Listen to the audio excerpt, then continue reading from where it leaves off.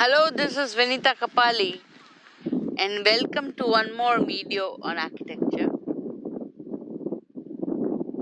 I am at Stonehenge in UK, and for 25 years I had dreamt of coming here because Stonehenge is supposed to be the first construction, man-made construction ever made. It's supposed to be older than the Giza pyramids. It's supposed to be older than anything you can find on this whole earth, according to recent archaeological evidence. So, what is so special about Stonehenge? And why are we talking about it when I am dealing with Vaastushastra, the Indian science of architecture? As you can see, most of the people coming to Stonehenge really are lost that what is the importance of this stone.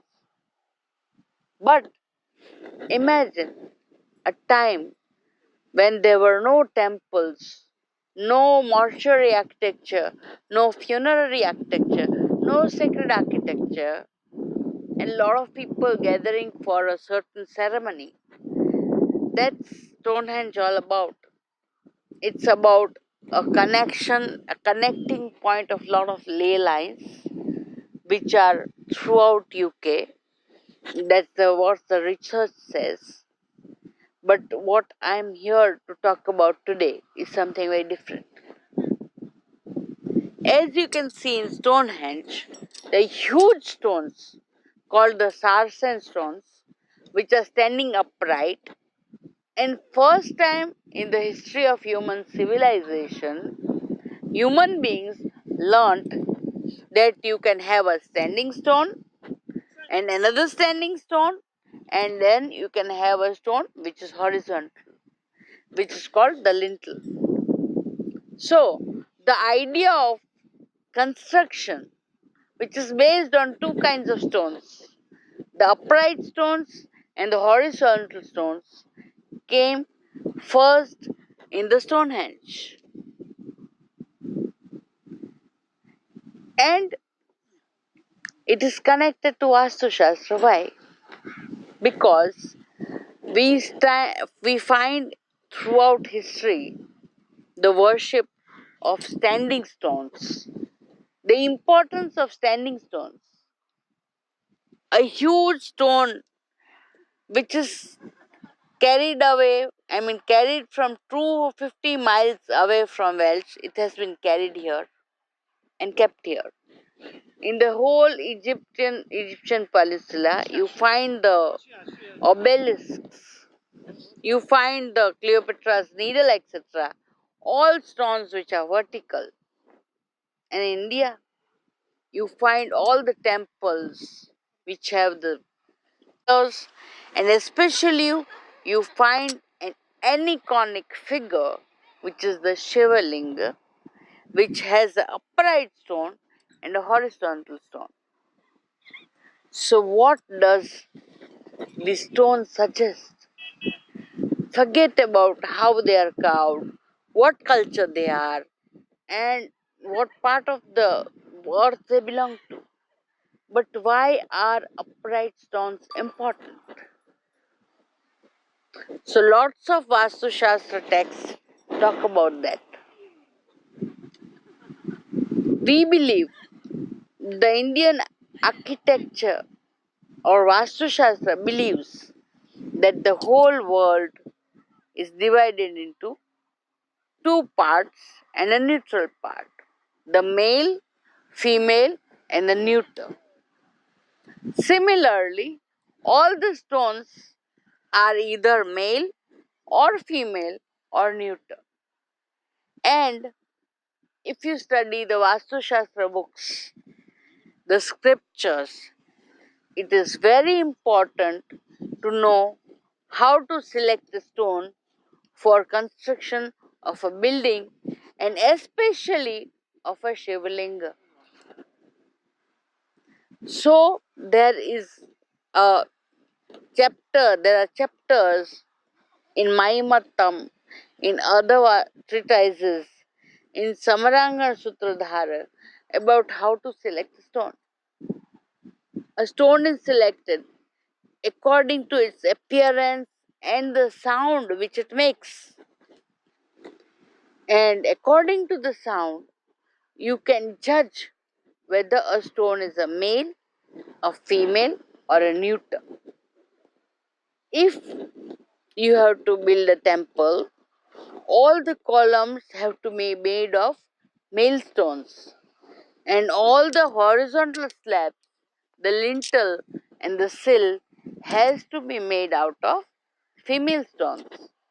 And the subterranean structure where the Yaksh and Gandharvas delve have to be made out of neuter stones. This rule is especially important for the Shivalinga. We believe what is Shivling? We don't know what is Shivling. Everybody is saying that why is Shivling the way it is? It is the oldest aniconic structure in the world. So, the concept of a standing stone which is masculine and the concept of horizontal stone which is feminine, it is epitomized in the aniconic figure of the Shivalinga.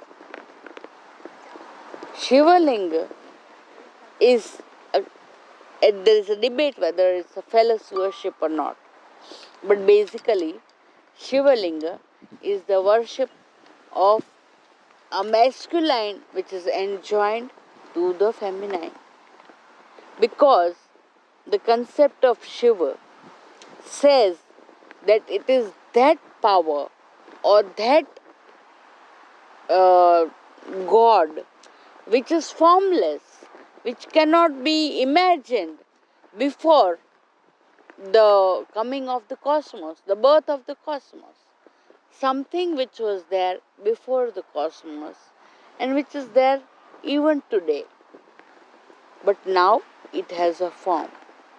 And because it has a form, it has to come out of something. It has to get transformed. And that transformation happens through a vagina, a vulva. And that is why the horizontal stone is the female stone on which the erect stone of the Shiva phallus stands. It does not denote that you are worshipping a phallus, but it denotes that Shiva came into existence only because of Shakti. The horizontal stone denotes that there was some power which was feminine, due to which we could see the form of Shiva. Shiva was there even before, and Shiva is going to be there even after the birth or death or whatever change or transformation of the cosmos. He is omnipresent.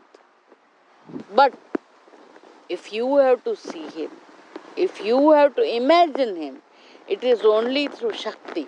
It is only through something which can show you it in a formal situation, it in a form that you can imagine Shivji.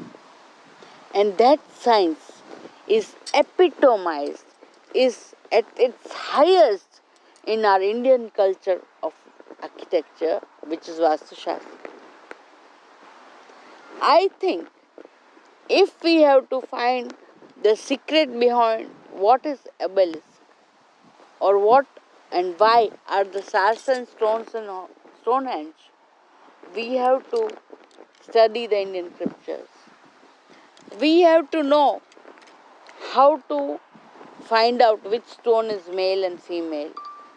And if we can follow the Indian scriptures and do some research on the Stonehenge, I think we will really come to a conclusion about whether our science was all over the globe or not. Because I believe, and my Guruji believes, that Stonehenge was a site which was built before the Vedic times and which was built by people throughout the world. People all over the world, occultists all over the world used to come here. And it is now a proof that food which was eaten here came from all over several continents. So it is a very important site. And it is made by exchange between a lot of cultural transformations. A lot of occultists together have made this site.